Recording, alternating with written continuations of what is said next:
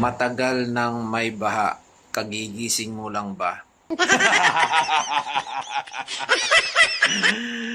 Matagal nang may baha, oo, tama ka.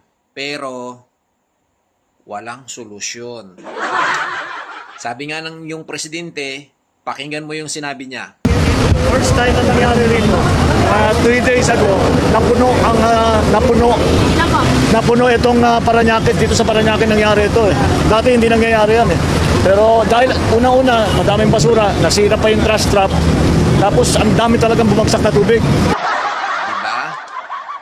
Sa mismong bibig na ni BBM, nanggaling yung sinabi niya. Anong sabi niya? Noong una, wala pa ito. Ngayon lang ito nangyari. Ibig sabihin, nangyari sa panahon niya. Ano ba yung panahon niya? Eh, panahon ng mga magnanakaw. O, ngayon, alam mo na. Yung sinasabi mong matagal nang may baha, tama ka. Noon pa man din ay bumabaha na, pero hindi ganun kalala. Ikaw ba ay gising? Baka ikaw ay tulog o kaya baka ikaw ay bulag. Alam mo, Alex, ganda ng pangalan mo, Alex, sarap mong ibalibag eh. Ganito yan. Oo, ipapaunawa ko sa iyo, no? Yung issue sa flooding, nangyayari yan tuwing umuulan. Pero dapat nagkaroon ng solusyon. Kasi nga, naalala mo ba yung sinabi ng presidente mo nung suna niya? Ito sinabi niya. Mahigit 5,500 flood control project ang natapos na at marami pang iba ang kasalukuyang ginagawa sa buong bansa.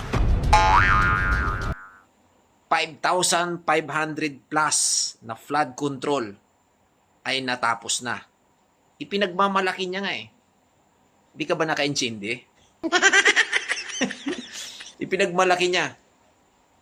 Ngayon, wala pa rin solusyon.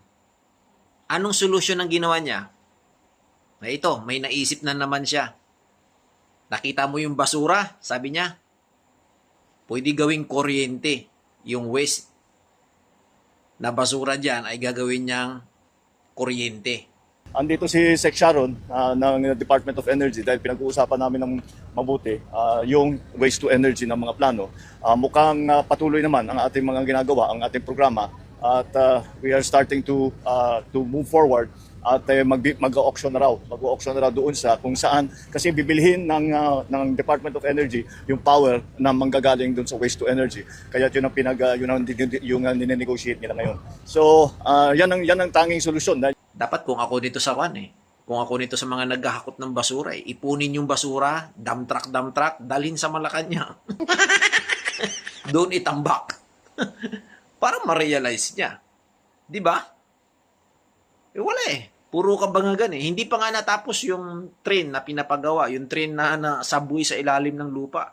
Bago po ako matatapos bilang Pangulo, magkakaroon na tayo ng subway dito sa Pilipinas. Yung subway, yung tren na dumadaan sa ilalim ng lupa. Yung nakikita po natin, dati nakikita lang natin sa sine yan. Meron na po tayo dito sa Pilipinas niya. Patayo po natin ang mga dam. Panay po ang patayo natin ng mga flood control project dahil nagbabago po ang panahon. At marami pa tayong kailangan gawin. Dahil ngayon, napakabigat. Pagdating ng bagyo, napakabigat. Noong Disyembre, inabutan tayo ng 6 na bagyo sa loob ng 1 buwan. At palagay ko, hindi pa nangyari yun. Kaya kailangan, dahil alam naman natin na mangyayari yan, kailangan po natin mag-adjust. Kailangan natin pagandahin ang ating flood control. Hindi lamang yan, itong flood control, kasama na rin po yan, yung pag-iipon ng tubig para mainom. Hindi pa yun natatapos ha. Nangako na naman nung suna niya. Magkakaroon tayo ng rocket dito sa Pilipinas. Ngayon, magkakaroon tayo ng waste energy plant. Kuryente. Ibig sabihin, makakatipid tayo. Tatanggalin ko yung mga system loss. Wala na kayong babayaran. Piso na lang ang terminal fee. Libreng pamasahe. 20 kilo na bigas ay abot kamay na ng mga Pilipino. Ang dami, no? Ang daming kapalpakan ng presidente mo. Tapos ngayon, tira ka ng tira, ay hindi mo rin alam ang pinagsasabi mo. 'Di ba? Ikumpara mo nga siya kaysa kay Tatay Digong.